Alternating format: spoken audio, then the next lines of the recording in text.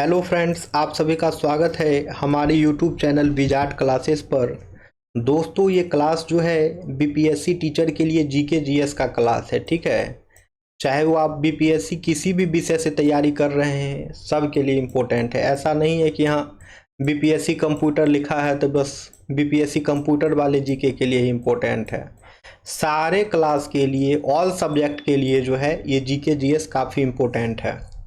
चलिए तो स्टार्ट करते हैं। आज के सेशन का पहला क्वेश्चन है, सविनय अवज्ञा आंदोलन कब शुरू किया गया था?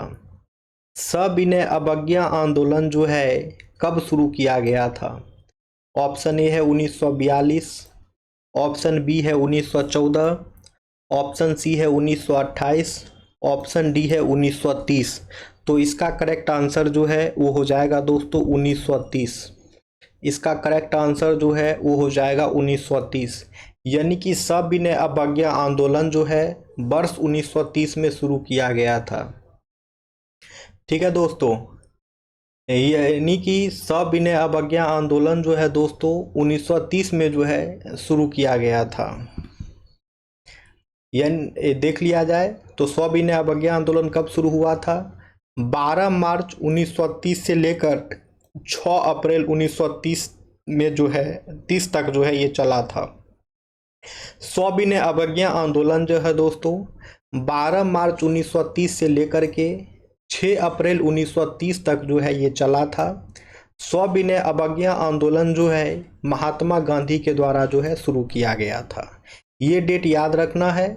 सविनय अवज्ञा आंदोलन जो है 12 मार्च 1930 से लेकर के 6 अप्रैल 1930 तक जो है चला था। ठीक है, और यह एक महत्वपूर्ण आंदोलन था जिसे साइमन कमीशन के विरोध में जो है शुरू किया गया था। सविनय अवज्ञा आंदोलन भारतीय लोगों की मांगों को स्वीकार करने के लिए ब्रिटिश सरकार पर दबाव बनाने हेतु असहयोग आंदोलन का एक रूप था। ठीक है, और ये जो है 12 मार्च 1930 को स्टार्ट हुआ था। गांधी के प्रसिद्ध दांडी मार्च से शुरू हुआ था। गांधी जी ने अपने 78 प्रतिनिधियों के साथ जो है अहमदाबाद के साबरमती आश्रम से जो है यह आंदोलन शुरू किए थे। अब है, किस कांग्रेस सत्र में कार्यकारी कमेटी को सविनय अवज्ञा आंदोलन प्रारंभ करने का अधिकार दिया गया? वो कौन सा कांग्रेस का अधिवेशन था जिसमें कार्यकारी कमेटी को जो है सविनय अवज्ञा आंदोलन प्रारंभ करने का अधिकार दिया गया था? ऑप्शन ए है त्रिपुरी सत्र, ऑप्शन बी है लाहौर सत्र, ऑप्शन सी है लखनऊ सत्र, ऑप्शन डी है बम्बई सत्र। तो इसका करेक्ट आंसर जो है वो हो जाएगा दोस्तों लाहौर सेशन। यानी लाहौर सत्र में जो है कांग्रेस में कार्यकारी कमेटी को सविनय अवज्ञा आंदोलन प्रारंभ करने का अधिकार दिया गया था। और लाहौर सत्र जो हो रहा था, कांग्रेस का जो लाहौर अधिवेशन था, इसके अध्यक्ष पंडित जवाहरलाल नेहरू थे। और कांग्रेस के लाहौर अधिवेशन के अध्यक्ष जो हैं पंडित जवाहरलाल नेहरू थे। अब है 1929 के सविनय अवज्ञा आंदोलन का उद्देश्य क्या था? 1929 के सविनय अवज्ञा आंदोलन का उद्देश्य क्या था? ऑप्शन ए है ब्रिटिश सरकार के आदेशों की पूर्ण अवज्ञा करना, ऑप्शन बी है चौरी चौरा घटना का विरोध करना, ऑप्शन सी है ब्रिटिश सरकार के आदेशों का आंशिक अवज्ञा करना, ऑप्शन डी है यह सुनिश्चित करना कि नागरिकों के सभी अधिकार सरकार द्वारा प्रदान किए गए हैं। तो इसका करेक्ट आंसर जो है वो हो जाएगा ऑप्शन ए, ब्रिटिश सरकार के आदेशों की पूर्ण अवज्ञा करना। ब्रिटिश सरकार के आदेशों की पूर्ण अवज्ञा करना जो है ये 1929 के सविनय अवज्ञा आंदोलन का उद्देश्य था। ठीक है, तो 1929 के सविनय अवज्ञा आंदोलन का उद्देश्य क्या था? तो ब्रिटिश सरकार के आदेशों की जो है पूर्ण अवज्ञा करना। अब है, किस भारतीय जन आंदोलन की शुरुआत महात्मा गांधी के प्रसिद्ध दांडी यात्रा से हुई? किस भारतीय जन आंदोलन की शुरुआत जो है महात्मा गांधी के प्रसिद्ध दांडी यात्रा से हुई?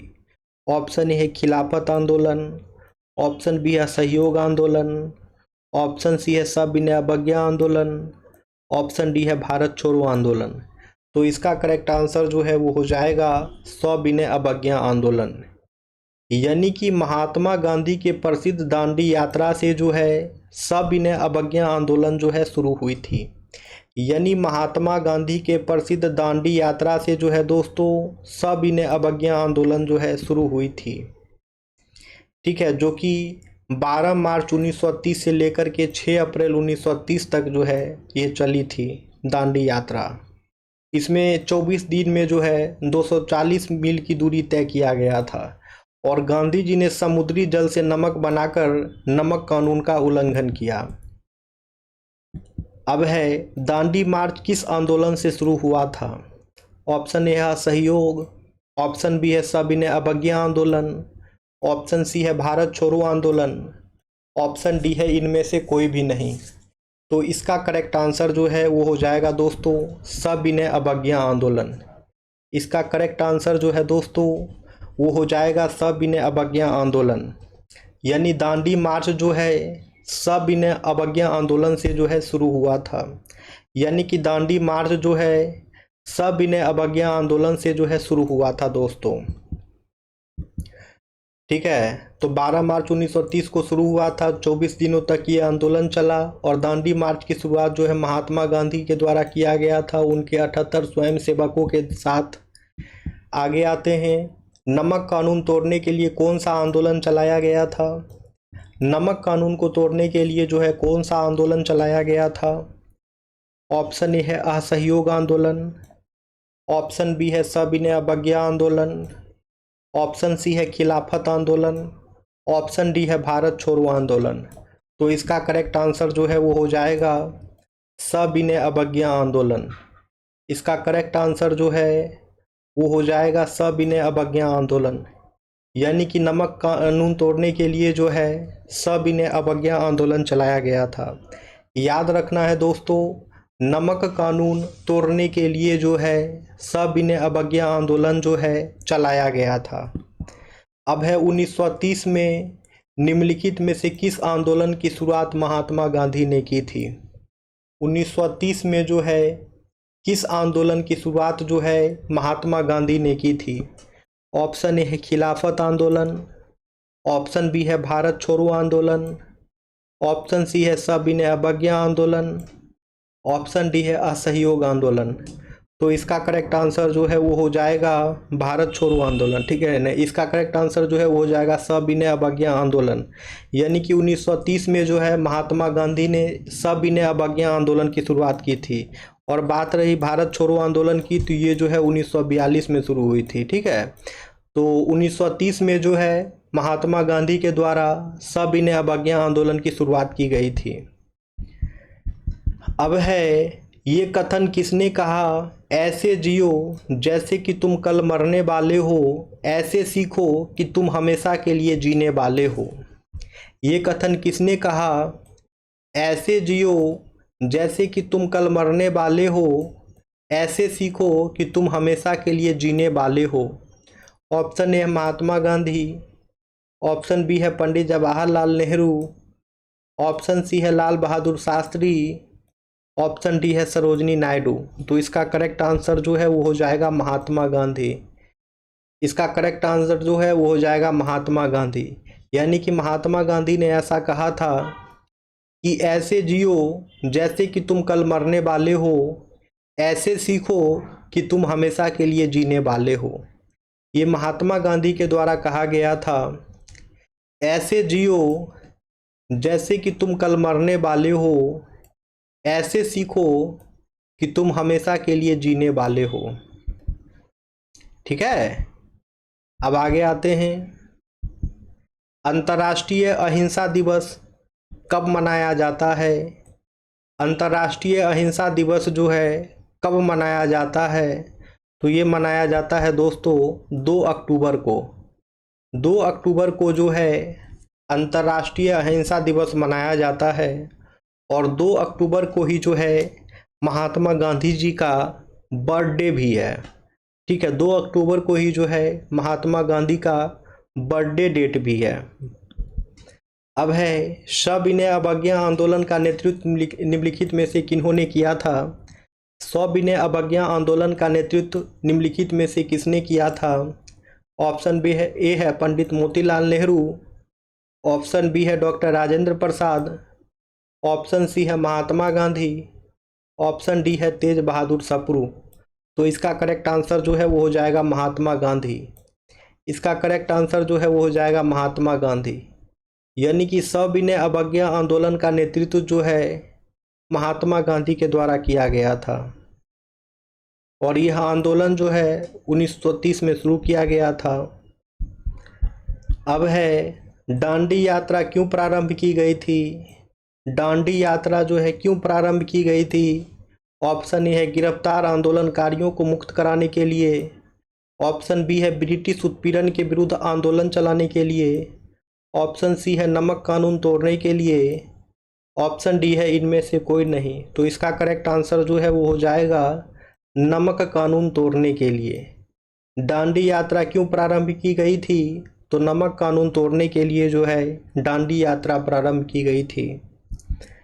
ओके, अब एक गुजरात में बारदोली सत्याग्रह निम्नलिखित में से किसके नेतृत्व में हुआ था? गुजरात में जो बारदोली सत्याग्रह है वो किसके नेतृत्व में हुआ था वो पूछ रहा है। ऑप्शन ए है बाल गंगाधर तिलक, ऑप्शन बी है महात्मा गांधी, ऑप्शन सी है के एम मुंशी, ऑप्शन डी है सरदार वल्लभ भाई पटेल। तो इसका करेक्ट आंसर जो है दोस्तों वो हो जाएगा सरदार वल्लभ भाई पटेल।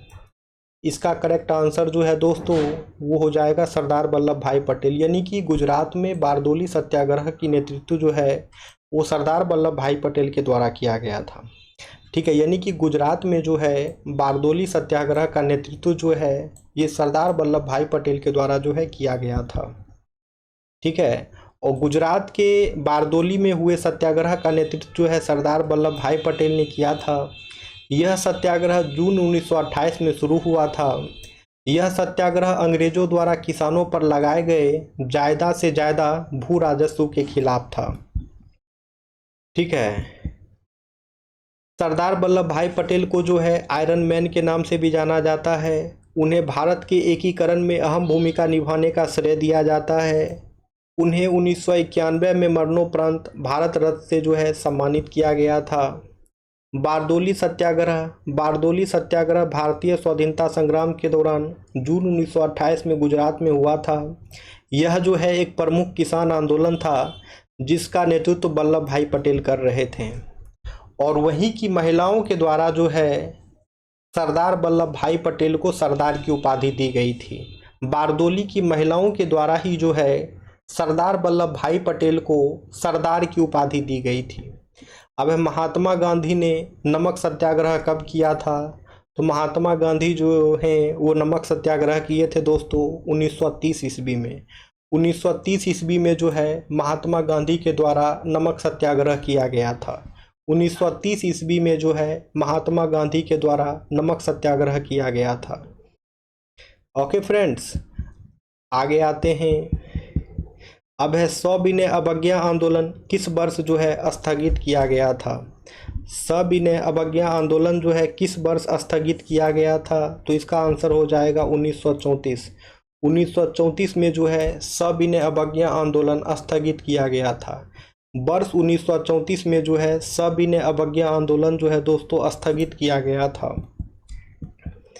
ठीक है, तो आइए डिस्कशन देख लें। सविनय अवज्ञा आंदोलन को वर्ष 1931 में गांधी इरविन समझौते के तहत कुछ समय के लिए स्थगित किया था। यह आंदोलन वर्ष 1934 में पूरी तरह से खत्म हो गया। सविनय अवज्ञा आंदोलन की शुरुआत साल 1930 में हुई थी। इस आंदोलन की शुरुआत दांडी मार्च से हुई। दांडी मार्च में महात्मा गांधी ने अपने अनुयायियों के साथ जो है ब्रिटिश नमक कानून को तोड़ा था। ठीक है, अब और देखिए, वर्ष 1931 में जो है गांधी इरविन समझौते पर जो है हस्ताक्षर हुए थे। इस समझौते के तहत जो है गांधी ने सविनय अवज्ञा को बंद करने का फैसला लिया था। इस समझौते के तहत जो है नमक मार्च में गिरफ्तार कैदियों को रिहा करना भी तय किया गया था। तो गांधी इरविन समझौता भी हम लोग पढ़ लिए। गांधी इरविन समझौता कब हुआ था? तो 1931 में हुआ था। गांधी इरविन समझौता किसके किसके बीच हुआ था? तो गांधी और इरविन के बीच हुआ था। इस समझौते में क्या था? तो इस समझौते के तहत जो है गांधी जी ने सविनय अवज्ञा आंदोलन को बंद करने का फैसला लिया था और इस समझौते के तहत जो है नमक मार्च में गिरफ्तार कैदियों को रिहा करना भी तय किया गया था। अब है आगे आते हैं। अब भारतीय राष्ट्रीय कांग्रेस ने पूर्ण स्वराज का प्रस्ताव कब पास किया था? भारतीय राष्ट्रीय कांग्रेस ने पूर्ण स्वराज का प्रस्ताव जो है कब पास किया था? तो ये हो जाएगा 1930, यानी वर्ष 1929 में जो है वर्ष 1929 में जो है भारतीय राष्ट्रीय कांग्रेस ने पूर्ण स्वराज का प्रस्ताव जो है पास किया था दोस्तों। वर्ष 1929 में जो है भारतीय राष्ट्रीय कांग्रेस ने पूर्ण स्वराज का प्रस्ताव जो है पास किया था। अब है लाहौर में भारतीय राष्ट्रीय कांग्रेस के अधिवेशन किस वर्ष हुआ था? तो लाहौर में जो है भारतीय राष्ट्रीय कांग्रेस का अधिवेशन जो है दोस्तों वो 1929 में हुआ था और इसके लाहौर सेशन के अध्यक्ष कौन थे? तो पीटी नेहरू थे। पंडित नेहरू जो हैं पंडित जवाहरलाल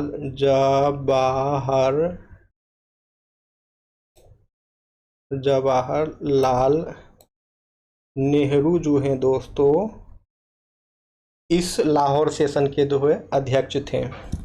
ठीक है, आगे आते हैं। पूना समझौता किसके किसके बीच हुआ था? अब यहाँ पे जो है पूछ रहा है बताइए पूना समझौता जो है किसके किसके बीच हुआ था। ठीक है, यहाँ पे जो है पूछ रहा है बताइए पूना समझौता किसके किसके बीच हुआ था? ऑप्शन ए है महात्मा गांधी और अम्बेडकर, ऑप्शन बी है महात्मा गांधी और जवाहरलाल नेहरू, ऑप्शन सी है मोतीलाल और अम्बेडकर, ऑप्शन डी है राजेंद्र प्रसाद और अम्बेडकर। तो इसका करेक्ट आंसर जो है वो हो जाएगा महात्मा गांधी और अम्बेडकर। इसका करेक्ट आंसर जो है वो हो जाएगा महात्मा गांधी और अम्बेडकर, यानी कि महात्मा गांधी और अम्बेडकर के बीच जो है पूना समझौता हुआ था। ठीक है दोस्तों, यानी कि महात्मा गांधी और अम्बेडकर के बीच जो है पूना समझौता हुआ था। डिस्कशन देख लीजिए। पूना समझौता महात्मा गांधी और डॉक्टर भीमराव अंबेडकर के बीच हुआ था। यह समझौता 24 सितंबर 1932 को पुणे की यरबदा जेल में हुआ था। इस समझौते को पूना पैक्ट के नाम से भी जाना जाता है। तो सबसे मुख्य बातें इस डिस्कशन का ये है अभी कि पूना समझौता जो है महात्मा गांधी और भीमराव अंबेडकर के बीच हुआ था। पूना समझौता कब हुआ था? तो 24 सितंबर 1932 को जो है पूना समझौता हुआ था। पूना समझौता कहाँ पे हुआ था? तो पूना के यरबदा जेल में हुआ था। पूना समझौता को जो है पूना पैक्ट के नाम से भी जाना जाता है दोस्तों। ठीक है, तो पूना पैक्ट की कुछ खास बातें हैं, इसको देख लिया जाए। तो इस समझौते के तहत जो है दलित वर्गों के लिए सामान्य वर्ग के तहत ही सीटें आरक्षित करने का प्रावधान किया गया। इस समझौते के तहत दलितों को हिंदुओं से अलग एक अन्य वर्ग माना गया और उन्हें पृथक निर्वाचन मंडल दिया गया। इस समझौते ने दलित वर्गों को राजनीतिक प्रतिनिधित्व देने का प्रयास किया। इस समझौते के बाद गांधी जी ने अपना आमरण अनशन जो है खत्म कर दिया था। ठीक है, ब्रिटिश प्रधानमंत्री रैमजे मैकडोनाल्ड ने सांप्रदायिक पुरस्कार की शुरुआत की थी। इस पुरस्कार के तहत हिंदू दलित वर्ग या अनुसूचित जाति के लोगों ने विधानमंडल में सीटों की मांग की थी। आगे आते हैं। सविनय अवज्ञा आंदोलन कब प्रारंभ हुआ था? सविनय अवज्ञा आंदोलन जो है कब प्रारंभ हुआ था? ऑप्शन ए है मार्च 1930, ऑप्शन बी है मार्च 1931, ऑप्शन सी है अप्रैल 1930, ऑप्शन डी है मई 1932। तो इसका करेक्ट आंसर जो है वो हो जाएगा दोस्तों मार्च 1930। इसका करेक्ट आंसर जो है वो हो जाएगा मार्च 1930, यानी कि सविनय अवज्ञा आंदोलन जो है मार्च 1930 में प्रारंभ किया गया था और 6 अप्रैल 1930 को जो है ख़त्म किया गया था। ठीक है, सविनय अवज्ञा आंदोलन जो है मार्च 1930 में प्रारंभ किया गया था, 12 मार्च 1930 से प्रारंभ हुआ था और 6 अप्रैल को जाकर के ख़त्म हुआ था। अब है 1932 में ब्रिटिश प्रधानमंत्री रैमजे मैकडोनाल्ड ने सांप्रदायिक पंचायत की घोषणा की, इसके द्वारा निम्नलिखित में से किसे पृथक निर्वाचन के अधिकार दिए गए थे? ऑप्शन ए है हरिजन, ऑप्शन बी है मुसलमान, ऑप्शन सी है सिख, ऑप्शन डी है पारसी। तो इसका करेक्ट आंसर जो है वो हो जाएगा दोस्तों हरिजन। इसका करेक्ट आंसर जो है वो हो जाएगा हरिजन। यानी कि 1932 ईस्वी में जो है ब्रिटिश प्रधानमंत्री रैमजे मैकडोनाल्ड ने सांप्रदायिक पंचायत कम्युनल आर्बिट्रेशन की घोषणा की थी। इसके द्वारा जो है हरिजन को जो है पृथक निर्वाचन यानी कि सेपरेट इलेक्शन के अधिकार दिए गए थे। ओके, तो अब आते हैं दोस्तों, कुछ ज्योग्राफी के क्वेश्चंस को कर लिया जाए। अब है लास्ट सेशन का ये होमवर्क भी था दोस्तों, ठीक है। तो क्वेश्चन है, गंगा नदी के दक्षिणी किनारे से मिलने वाली सबसे बड़ी सहायक नदी कौन सी है? गंगा नदी के दक्षिणी किनारे से मिलने वाली सबसे बड़ी सहायक नदी कौन सी है? तो इसका आंसर जो है वो हो जाएगा सोन नदी। गंगा नदी के दक्षिणी किनारे से मिलने वाली जो सबसे बड़ी नदी है वो है सोन नदी, याद रखना है इसको। अब है साइलेंट वैली किस राज्य में स्थित है? साइलेंट वैली जो है किस राज्य में स्थित है? तो साइलेंट वैली जो है दोस्तों वो केरल राज्य में स्थित है। साइलेंट वैली जो है दोस्तों वो केरल राज्य में स्थित है। अब है कारगिल किस नदी के किनारे पर स्थित है? कारगिल जो है किस नदी के किनारे पर स्थित है? ऑप्शन ए है सुरु नदी, ऑप्शन बी है झेलम नदी, ऑप्शन सी है सिंधु नदी, ऑप्शन डी है उपरोक्त में से एक से अधिक, ऑप्शन ई है उपरोक्त में से कोई नहीं। तो इसका आंसर जो है वो हो जाएगा सुरु नदी। यानी कि कारगिल जो है दोस्तों वो सुरु नदी के किनारे पर स्थित है। कारगिल जो है दोस्तों वो सुरु नदी के किनारे पर जो है स्थित है। अब है किस नदी के किनारे को पश्चिम बंगाल सरकार टी पार्क के रूप में विकसित करने का योजना किया है? किस नदी के किनारे को जो है पश्चिम बंगाल सरकार टी पार्क के रूप में विकसित करने की घोषणा की है? इसका आंसर हो जाएगा हुगली नदी।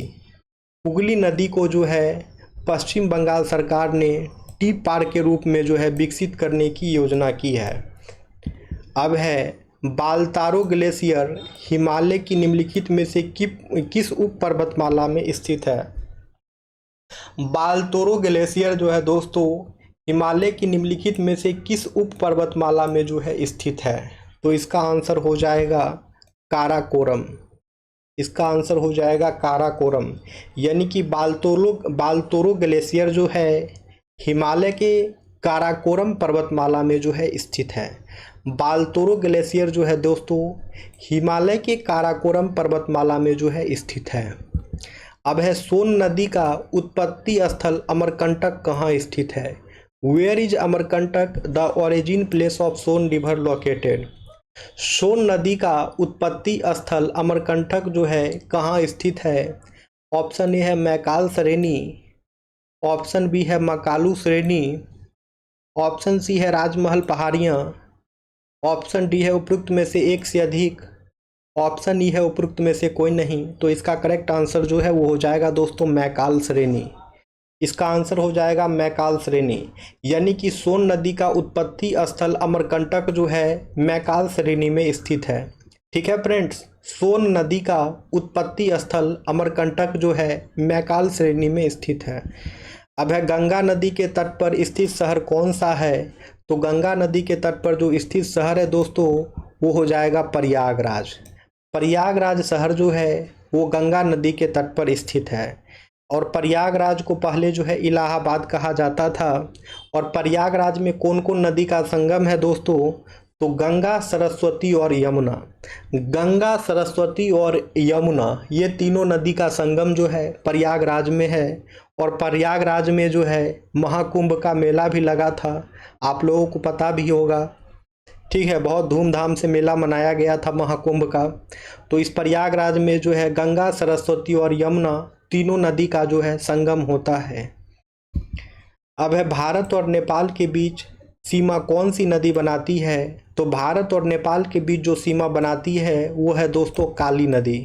भारत और नेपाल के बीच जो सीमा बनाती है उस नदी का नाम जो है काली नदी है। भारत और नेपाल के बीच जो सीमा बनाती है दोस्तों, उस नदी का नाम जो है काली नदी है। अब है गोखुर झीलें पाई जाती है, तो गोखुर झीलें कहाँ पाई जाती है? ऑप्शन ए है हिमनद यानी कि ग्लेशियर में, ऑप्शन बी है नदी घाटी, ऑप्शन सी है रेगिस्तान, ऑप्शन डी है समुद्र तट। तो इसका करेक्ट आंसर जो है वो हो जाएगा नदी घाटी। नदी घाटी में जो है रिवर वैली में जो है गोखुर झील पाई जाती है। नदी घाटी में जो है दोस्तों गोखुर झील पाई जाती है। अब है चिनाब नदी सिंधु नदी से कहाँ मिलती है? Where does the Chenab river meet the Indus river? Chenab नदी जो है सिंधु नदी से कहाँ मिलती है? तो इसका आंसर जो है वो हो जाएगा मिथनकोट। इसका आंसर जो है दोस्तों वो हो जाएगा मिथनकोट। यानी कि चिनाब नदी जो है सिंधु नदी से मिथनकोट में मिलती है। ठीक है दोस्तों, यानी कि चिनाब नदी जो है सिंधु नदी से मिथनकोट में मिलती है। अब है निम्नलिखित नदियों में से किसका सबसे बड़ा जलग्रहण क्षेत्र है? Which of the following river has the largest catchment area? तो इसका करेक्ट आंसर जो है वो हो जाएगा पोनानी। पोनानी नदी का जो है सबसे बड़ा जलग्रहण क्षेत्र है। ठीक है, समुद्र तल से कोसी मैदान की औसत ऊंचाई कितनी है? तो ये क्वेश्चन आप लोगों का होमवर्क रहा। इसका आंसर आप लोग कमेंट सेक्शन में कमेंट्स करेंगे, और जो लोग नए हैं सेशन पे वो लोग चैनल को सब्सक्राइब कर लेंगे, और सभी लोग जो है वीडियो को लाइक भी करेंगे दोस्तों। ठीक है, और सभी लोग जो है वीडियो को लाइक भी करेंगे दोस्तों। चलिए तो फिर मिलते हैं कल की क्लासेस में। Thank you friends, thank you everyone. Classes regular चल रही है तो आप लोग वीडियो देखना ना भूलें, इंपॉर्टेंट क्वेश्चन ही डिस्कस कराया जाता है सिर्फ। Okay friends, thank you everyone.